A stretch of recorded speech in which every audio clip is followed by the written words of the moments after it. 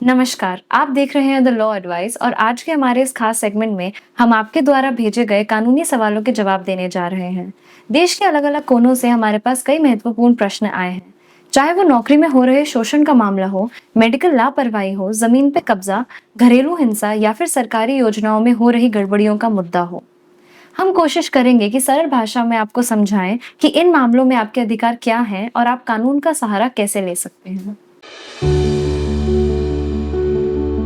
आज आप सबके सवालों के जवाब देने हमारे साथ जुड़े हैं एडवोकेट योगेश्वर कृष्णा पुरोहित, जिन्होंने अपनी पढ़ाई एनएलयू शिमला से की है और अब वो एक सुप्रीम कोर्ट में प्रैक्टिसिंग एडवोकेट हैं। Welcome to our show sir. Thank you ma'am. अपना समय निकालने के लिए हमारे लिए बहुत धन्यवाद।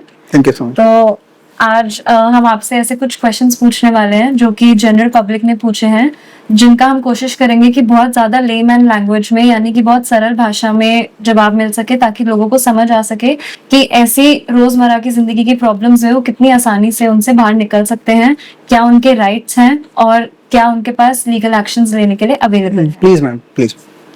तो सर, पहला सवाल इंदौर से चेतन जी का है। वो पूछ रहे हैं कि उन्होंने सार्थक जी को जो कि दिल्ली में रहते हैं, उनसे एक प्रॉपर्टी डीड का एग्रीमेंट किया था और प्रॉपर्टी भी इंदौर में ही है। हालांकि पार्शियल पेमेंट के बाद सार्थक जी ने प्रॉपर्टी को बेचने से मना कर दिया है, तो इस सिचुएशन में वो उनके पास क्या लीगल राइट्स अवेलेबल है, वो क्या कर सकते हैं? देखिए चेतन जी, ये जो पोजीशन आपने बताई है ये सिविल लॉ के अंदर गवर्न होती है, और आपने जो प्रॉपर्टी खरीदी थी उसका एग्रीमेंट कहाँ हुआ, पहले हमको ये देखना बहुत जरूरी है कि अगर एग्रीमेंट इंदौर में हुआ है, एग्रीमेंट दिल्ली में हुआ है, कहाँ एग्रीमेंट हुआ है। The place of agreement is very important in this cases. Secondly, the place of the property, where is the property resides. तो आपके केस में इंदौर में प्रॉपर्टी है, तो बेसिकली मैम इस केसेस में क्या होता है, जब अगर इंदौर में प्रॉपर्टी है और वो नहीं देना चाह रहे, प्रॉपर्टी बेचना नहीं चाह रहे, तो जो पहली रेमेडी अवेलेबल है कि वो उसको लीगल नोटिस भेजे through their advocates, they send a legal notice to them, और जो भी उनकी ग्रीवेंसेज है उनको बताएं कि जितना भी आपका जो अमाउंट आपने पे किया या तो उसको रीपेमेंट करे या फिर प्रॉपर्टी को एग्जीक्यूट करे, जो डीड आपने की है उसको एग्जीक्यूट करे। अगर इस स्थिति में वो एग्जीक्यूट नहीं करा रहे हैं उस डीड को, तो आपके पास जो लीगल राइट अवेलेबल ये है कि आप एक पिटीशन याचिका दायर कर सकते हैं सिविल कोर्ट में, जो आपका सिविल कोर्ट होगा। अब इस केस में जो जुरिडिक्शन बनेगा वो पहला जहां पे प्रॉपर्टी रिजाइड करती है उसका जुरिडिक्शन बनेगा, सेकंड जहां पे आपने एग्रीमेंट किया है, तो उस दोनों जगह पे आप एक याचिका दायर कर सकते हैं उस सिविल कोर्ट में और अपने वकील के थ्रू उस केस को फाइल कर सकते हैं। ओके सर, ऐसे केसेस में कई बार ऐसा भी होता है कि लोग फ्रॉड कर लेते हैं और हम उन्हें वो पैसे भी ले जाते हैं और प्रॉपर्टी के डॉक्यूमेंट्स भी, मतलब दिखने में तो हमें लगता है कि वो बहुत जेन्युइन है, बट हमेशा होते नहीं है इतने जेन्युइन। तो क्या ऐसे में हमारे पास कोई प्रोविजंस है जिससे हम मेक श्योर कर सके कि हमें सही तरीके से डॉक्यूमेंट्स मिले हों? देखिए, प्रोविजंस इस केसेस में तब आते हैं जब आपके साथ फ्रॉड हो जाए, उसके बाद लॉ लगता है। पहले जो भी कंडक्ट होगा वो सारा आप दोनों पार्टीज के बीच में होगा, तो ये आपकी रिस्पॉन्सिबिलिटी है कि जो एग्रीमेंट डॉक्यूमेंट बना है उसको आप अपने वकील से वेरीफाई करवाए कि ये क्या बेसिकली एक लीगल डॉक्यूमेंट है भी या नहीं है। So this is like a precautionary measures. तो उसके बाद अगर आप कुछ भी स्टेप उठाते हो और आपके साथ फ्रॉड हो जाता है, तो there are remedies available to you in civil and criminal law both. अगला सवाल मुजफ्फरनगर से गोपाल जी का है। वो सरकारी बैंक में मैनेजर के पद पर काम कर रहे थे, अब उनका रिटायरमेंट हो गया है, परंतु बैंक से पेंशनरी बेनिफिट्स रिलीज नहीं हुए हैं। उनके पास अब क्या लीगल स्टेप्स हैं?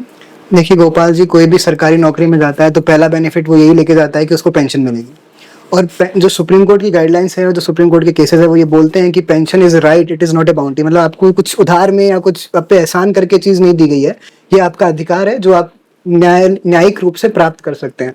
जैसे कि आपने बताया कि आप एक सरकारी बैंक में कार्यरत थे, तो इस केसेस में बेसिकली जो आपका जो ग्रीवेंस बनेगी वो पहले बनेगी कि आपको एक लीगल नोटिस अपने बैंक अधिकारियों को भेजना पड़ेगा कि आपने इस समय तक आपने बैंक में नौकरी की है और आप ये इस पोस्ट पे कार्यरत थे, उसके हिसाब से आपकी पेंशन इतनी बनती है और वो अभी तक रिलीज नहीं हुई है।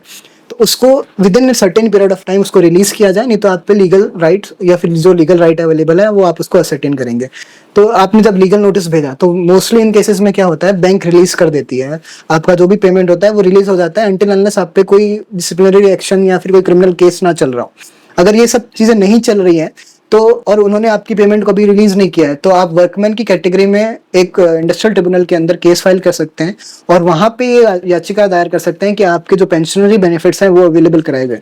अगर आप वहां नहीं जाना चाहते हैं तो आप हाई कोर्ट में एक केस फाइल कर सकते हैं, रिट फाइल कर सकते हैं, क्योंकि ये यूनियन के अगेंस्ट में जब भी आपकी बैंक है, यूनियन की बैंक है, स्टेट की बैंक है, तो आप अपने कंसर्न हाई कोर्ट के अंदर रिट पिटिशन भी फाइल कर सकते हैं। पर पहली रेमेडी आपकी हमेशा लीगल नोटिस होनी चाहिए।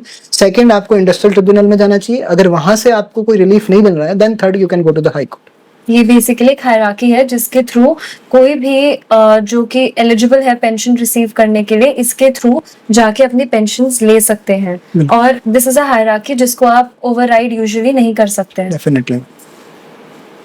जयपुर से प्रिंस का सवाल है कि उन्होंने हाल ही में ही एक गवर्नमेंट सर्विस का एग्जाम दिया था, पर क्वेश्चन पेपर में काफी सवाल ठीक नहीं थे। उनके काफी साथी भी इस बात से परेशान हुए थे, इसलिए उन्होंने क्वेश्चन पेपर की आंसर शीट मंगवाई, जिससे पता लगा कि एग्जाम में गड़बड़ी है। इस सिचुएशन में एक स्टूडेंट क्या कर सकता है? देखिए, जो क्वेश्चन है किसका है? ये क्वेश्चन है हमारा जयपुर से प्रिंस का। देखिए प्रिंस जी, जो है आपका क्वेश्चन है, ये बड़ा रिलेवेंट हो जाता है कंसिडरिंग द रिलेवेंट टाइम, जहाँ पे बहुत सारी चीटिंग्स एंड बहुत सारे फॉर्जरी के केसेस अभी चल रहे हैं। तो ये केसेस अभी रिसेंटली, इसमें ये गाइडलाइंस होती है कि आपके पास एक राइट अवेलेबल है, वो क्या है, रिट का। आप 226 के अंदर रिट फाइल करिए अपने कंसर्न हाई कोर्ट में, और ये सारी चीजें आप प्रेजेंट करिए कोर्ट को।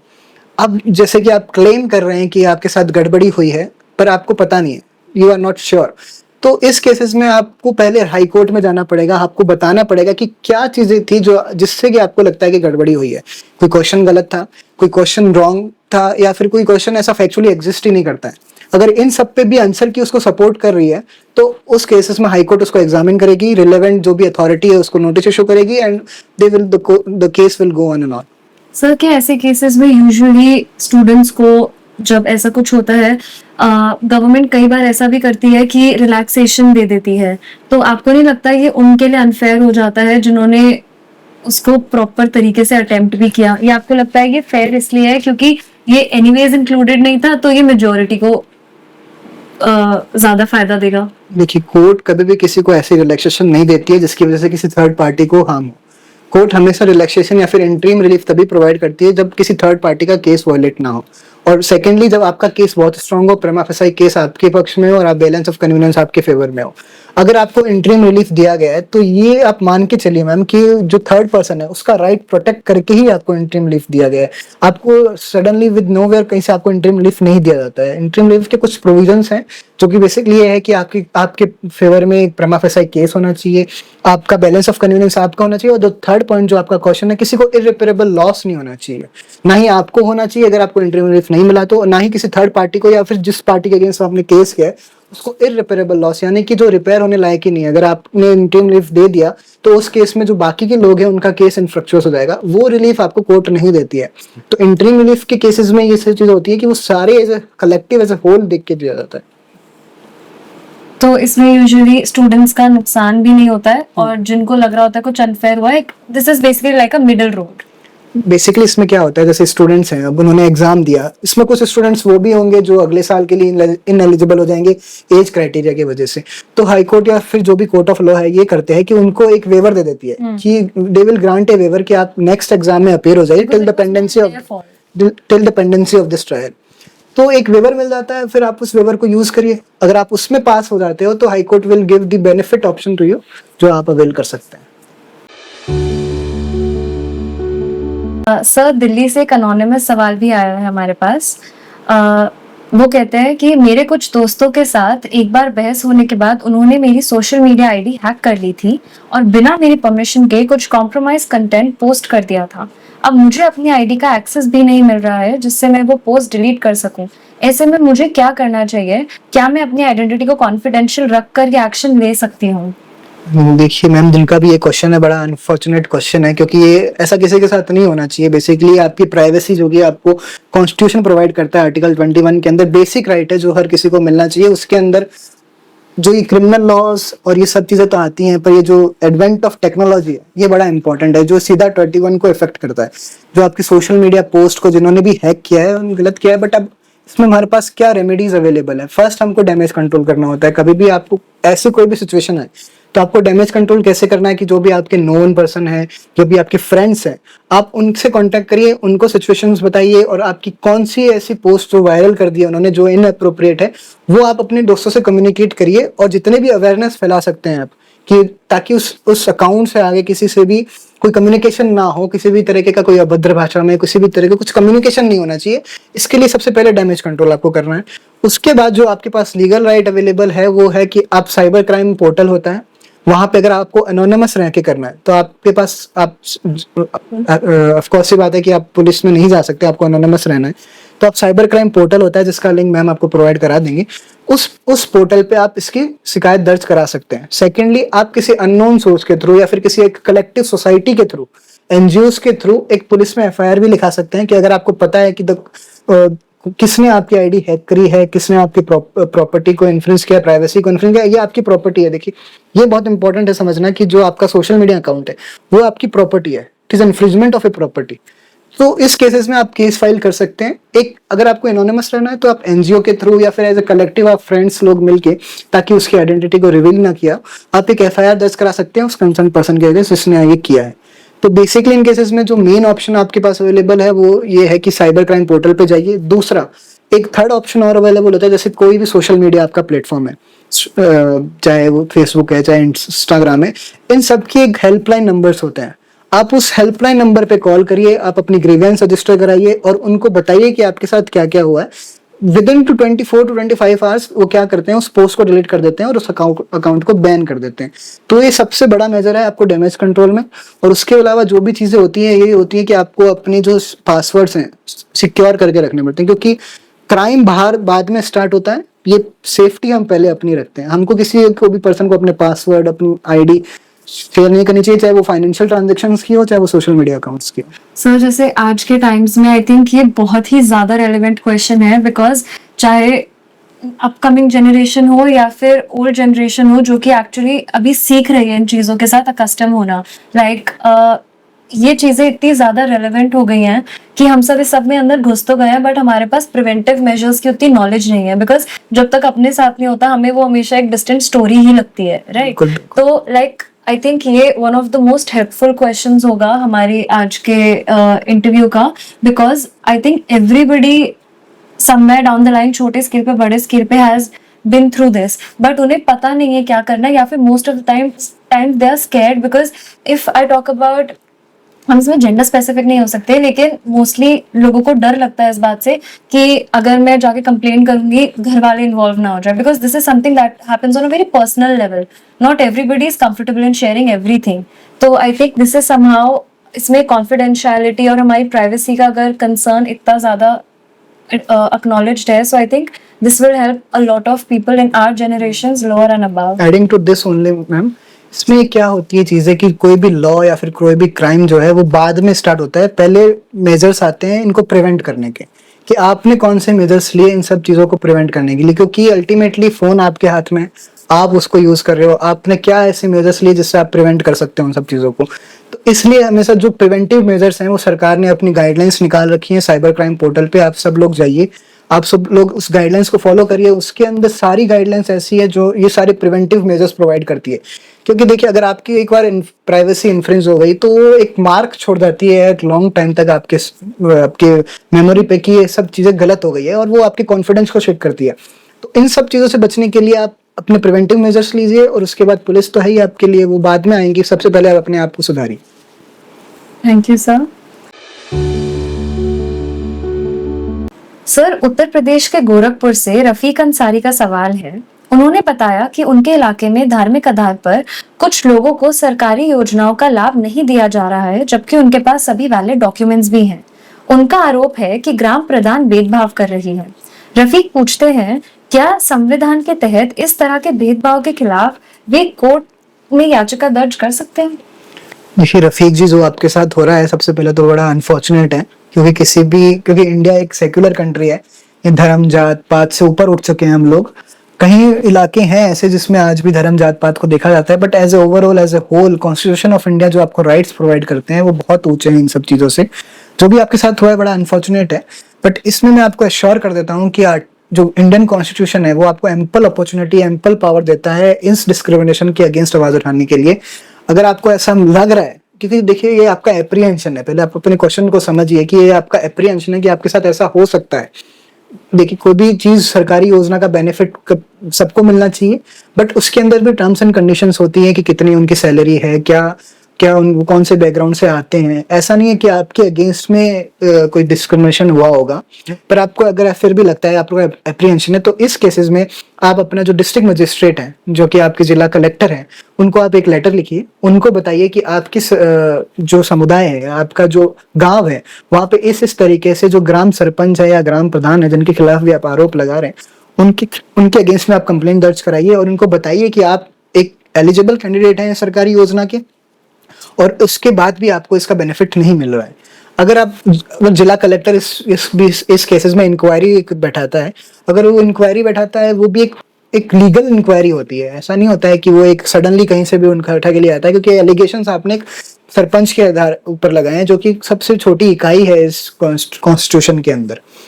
तो अगर जिला कलेक्टर से भी आपको कोई बेनिफिट नहीं मिल रहा है, तो आप एक हाई कोर्ट में रिट फाइल करिए। आपका जो भी कंसर्न हाई कोर्ट है उसमें 226 के अंदर एक रिट फाइल करिए, और उस रिट में अपने सारे ग्राउंड्स की आप कैसे एलिजिबल हैं, आपके खिलाफ क्या डिस्क्रिमिनेशन हो रहा है, ये सारी लेके आइए। क्योंकि इंडियन कॉन्स्टिट्यूशन के अंदर ऐसा कोई प्रोविजन नहीं है जो किसी को भी डिस्क्रिमिनेशन करने के लिए प्रोत्साहन करता हो। क्योंकि आर्टिकल 14, आर्टिकल 15, आर्टिकल 16 आपको एम्पल अपॉर्चुनिटी देते हैं किसी भी सरकारी योजना का बेनिफिट उठाने के लिए। सर कई बार ऐसा भी होता है कि lack of education, lack of awareness की वजह से लोग इन प्रावधानों के बारे में जान ही नहीं पाते हैं, और फिर उसके बाद उन्हें ऐसा लगता है कि गवर्नमेंट ने स्कीम्स ही नहीं बनाई हैं, उन्हें मिलता ही नहीं है। तो क्या आपको लगता है कि इसमें अवेयरनेस का बहुत बड़ा रोल है? क्योंकि जैसा कि आपने वर्ड यूज किया एप्रीहेंशन, एप्रीहेंशन इज जब हम चीजों को अज्यूम कर लेते हैं लैक ऑफ नॉलेज या फिर lack of availability of sources की वजह से।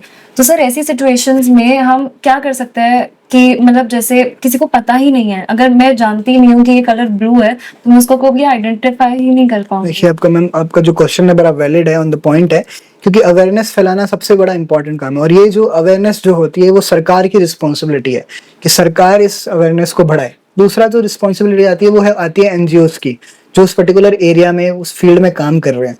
देखिए हर साल लाखों पॉलिसीज निकलती हैं, लाखों सरकारी योजनाएं निकलती है, बट उसका जो बेनिफिट उठाने वाले हैं वो बहुत कम लोग हैं। जो क्रीमी लेयर है वही उसका बेनिफिट उठा पाते हैं, जो कि बहुत ही अनफॉर्चुनेट है इस कंट्री के अंदर, but it is what it is. तो इसका कुछ कर नहीं सकते। बट जो सिचुएशन जो आप बता रहे हैं कि अवेयरनेस फैलाने का, इसके काम जो होते हैं वो 3 जने करते हैं। मैं आपको बताता हूँ। First, it is through government. जो सरकारी योजनाएं होती है वो उसको सरकार प्रमोट करती है कि आप हमारे पास आइए, जनधन योजना है, बैंक योजना है, या फिर प्रधानमंत्री आवास योजना है, ये सारी चीजें हैं, ये सरकार जो है इसको प्रमोट करती है। सेकेंडली जो आते हैं वो आते हैं वहाँ के एनजीओस, वो इन सब चीजों को प्रमोट करते हैं। थर्ड जो आते हैं वहाँ के एजुकेटेड पर्सन। देखिए सारी जो रिस्पॉन्सिबिलिटी होती है वो सरकार की नहीं होती है, कुछ रिस्पॉन्सिबिलिटीज हमारी भी होती है। हम और सोसाइटी का हिस्सा है, जो बेनिफिट सोसाइटी को मिलेगा वो हमको मिलेगा। तो हमारी भी रिस्पॉन्सिबिलिटी बनती है कि हम आसपास के लोगों को अवेयर करें। अगर हमें पता है तो हम दूसरे लोगों को बताएं कि देयर इज आयुष्मान भारत योजना, जिसके अंदर आपको 5 लाख तक की मेडिकल फैसिलिटीज अवेलेबल होती है। तो जो भी पर्सन है, जो भी गांव के एक छोटे इलाके से आता है, उसको पता जब चलेगा तो वो उस चीज का बेनिफिट उठा पाएगा। आप और हम आज यहाँ पे बैठे हैं, इंटरव्यू शूट कर रहे हैं, हम इसका बेनिफिट तो उठा लेंगे क्योंकि हमारे पास गूगल है, हमारे पास सब कुछ है, हमको पता चल जाएगा, इंटरनेट की व्यवस्था उपलब्ध है। पर उस पर्सन का क्या, जो उस गाँव में एक इलाके में बैठा है जहाँ आज भी बिजली नहीं आती है, आज भी पानी की प्रॉब्लम्स है, तो वहां तक जाने की जिम्मेदारी हम लोगों की है, ताकि हम लोग जाएं, हम लोग उनको बताएं। तो ये सारी कलेक्टिव एज होल है, किसी एक की रिस्पॉन्सिबिलिटी नहीं है कि सरकार ही करेगी, या फिर किसी ये एक की पर्सन इंडिविजुअल की रिस्पॉन्सिबिलिटी नहीं है कि ये ही करेगा। It is a collective responsibility of every person to improve the society. Sir I think यही वो चीजें होती हैं जो हम एक्चुअली अपने घर से शुरू कर सकते हैं for a better nation. Definitely, because क्या कहते हैं, जैसे हमारे घर में हाउस हेल्प होते हैं या कुछ भी होता है, या जो हमसे ज्यादा जिनके पास बेनिफिट्स हमसे कम है, अवेयरनेस की अपॉर्चुनिटीज हमसे कम है, अगर हम उनके साथ ये चीजें शेयर करें, बिकॉज हमारे पास एक्सेस ज्यादा है, सो आई थिंक उनके पास ये एप्रीहेंशन वाली चीज नहीं रहेगी। दे विल नो समहाउ कि क्या कर सकते हैं और क्या नहीं। ये बहुत जरूरी है इस चीज को समझना। सर आखिरी सवाल उत्तराखंड के देहरादून से आकाश रावत जी का है। उनका कहना है कि उनके पिता की सरकारी अस्पताल में इलाज के दौरान लापरवाही से मौत हो गई थी। डॉक्टर ने गलत इंजेक्शन दे दिया जिसकी वजह से हालात बिगड़ गए। अब हॉस्पिटल मैनेजमेंट कह रहा है कि वो नेचुरल डेथ थी। आकाश जी पूछते हैं, क्या मेडिकल नेग्लिजेंस के खिलाफ आम नागरिक न्याय की मांग कर सकता है और उन्हें मुआवजा भी मिल सकता है? देखिए, जो डॉक्टर का प्रोफेशन होता है, जैसे हमारा प्रोफेशन भी है और जो डॉक्टर का प्रोफेशन भी बड़ा नोबल प्रोफेशन है। सोसाइटी को एक ग्रोथ करने के लिए, सोसाइटी के लिए है, सेवादार प्रोफेशन इसको बोल सकते हैं कि हम सेवा कर रहे हैं लोगों की। उसमें जो डॉक्टर का प्रोफेशन है वो डेफिनेटली नंबर 1 पे आता है, क्योंकि वो हर एक इंडिविजुअल से कनेक्टेड है जो जिसको मेडिकल एड चाहिए। इन सब चीजों में अगर इस तरीके की चीजें आती हैं कि किसी ने नेग्लिजेंस कर दिया, देखिए नेग्लिजेंस भी 2 तरीके की होती है। एक होते हैं अनइंटेंशनल नेग्लिजेंस और एक होता है negligence as a whole.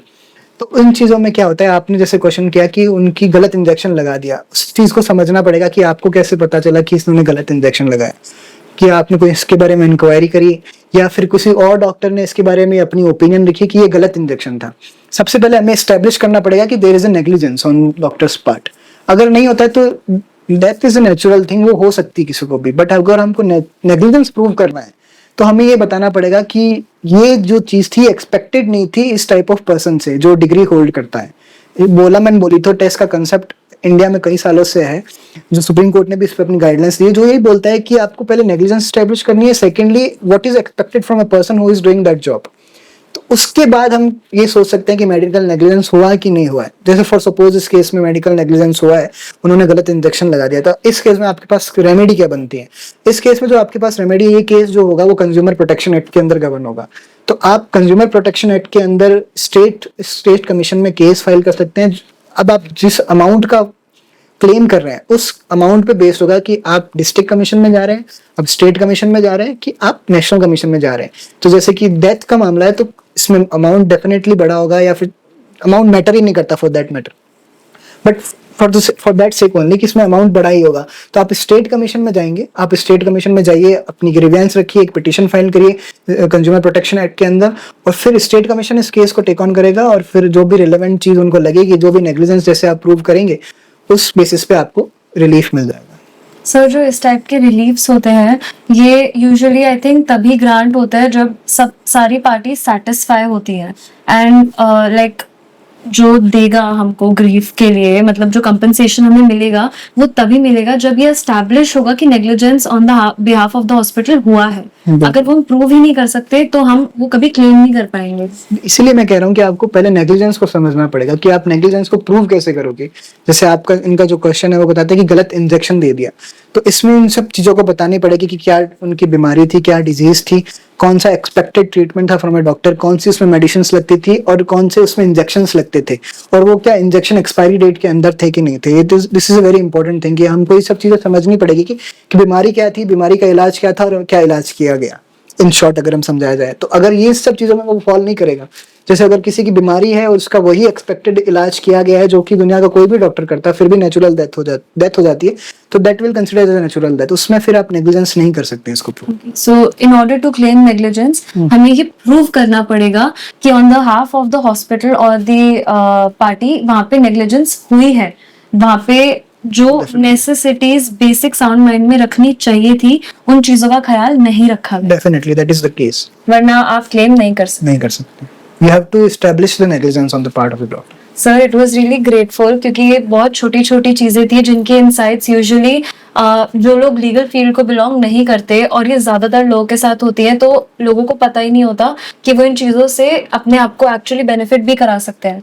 And because normally लोगों को तो ऐसा लगता है कि हमारे साथ गलत हो गया, they just don't know how to act over it. So I think हमारी आज की वीडियो से और आपकी इतनी अच्छी एडवाइसेस से लोगों को डेफिनेटली पता लगा होगा। जैसे कि मैंने मैम बताया कि ये हमारी रिस्पॉन्सिबिलिटी है कि हम लोगों तक इन्फॉर्मेशन पहुंचाए, तो मुझे लगता है कि जो आप लोग ये काम कर रहे हो इन्फॉर्मेशन लोगों तक पहुंचाने का, this is a very wonderful act. और ये हमारा प्रोफेशन नोबल प्रोफेशन है और इसका एक पार्ट यही है कि हम लोगों को बताएं, उनको अवेयर करें कि उनके क्या राइट्स हैं, उनकी क्या रिस्पॉन्सिबिलिटीज हैं, वो भी समझे कि उनकी रिस्पॉन्सिबिलिटीज को समझना बड़ा इंपॉर्टेंट है। राइट सब जानते हैं, रिस्पॉन्सिबिलिटी कोई नहीं समझता है, तो हमको अपनी रिस्पॉन्सिबिलिटी समझनी है, दूसरे का राइट अपना आप कवर हो जाएगा। That is such a good advice कि रिस्पॉन्सिबिलिटी आप लोगे तो राइट्स ऑटोमेटिकली हक में आ ही जाएंगे। Thank you so much sir. Thank you for having me. We are very grateful for having you here. Thank you so much ma'am.